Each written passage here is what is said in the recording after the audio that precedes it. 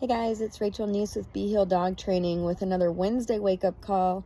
Today, I want to tell you that your backstory may be holding you back. I especially see this prevalent in rescue, in dogs who've been adopted. And trust me, a lot of the things that I'm going to mention, I'm guilty as charged. I've done it too. A lot of people will be concerned about pushing a dog or correcting a dog, challenging a dog who is showing certain behaviors because they fear that the dog has been abused, mistreated, beaten, biting dogs. A lot of times I'll hear, oh, well, I don't know how to correct that or fix it because they bite out of fear and I don't want to make them fearful. I think this dog was hit by somebody. And what ends up happening, sometimes those stories might be true. More often than not, I think those stories are totally fabricated.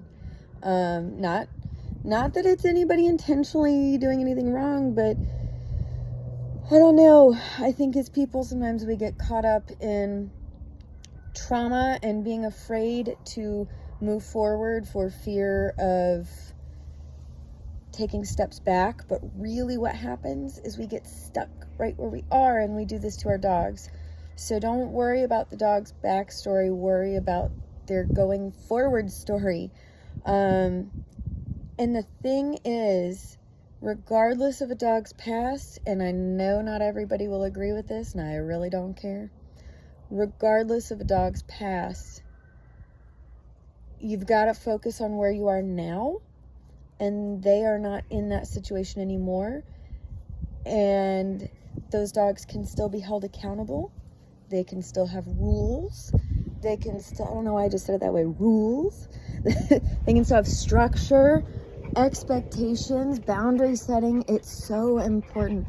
And I've worked with a lot of dogs who show traits that maybe they were abused or had a bad past. And I've worked with a lot of dogs who we know for a fact abused, had a bad past.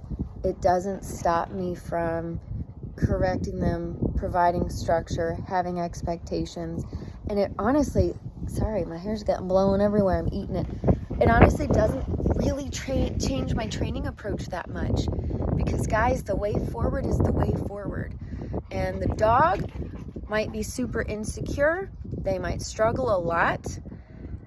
You have to be confident in what you're doing.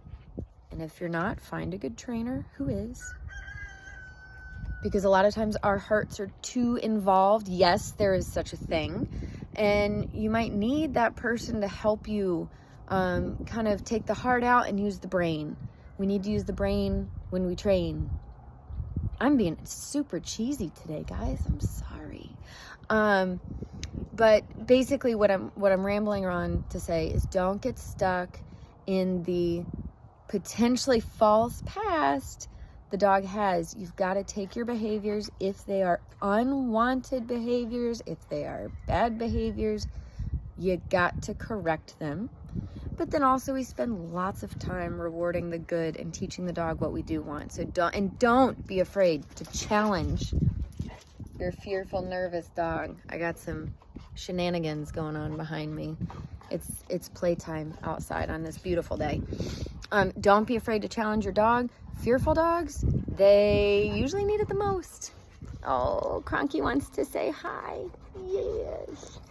By the way, Cronky, feral dog essentially, when he showed up on our property, extremely fearful. He's one it would have been really easy to write that past of, oh, I bet he was abused, I bet he was beaten.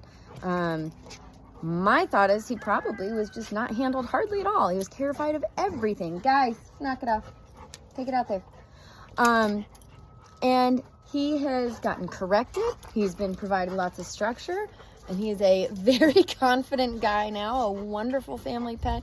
Anyway, I could go on and on. I've seen results of this too much. Backstory's holding you back. Don't let it do that. Hold your dog accountable and see what they're really capable of.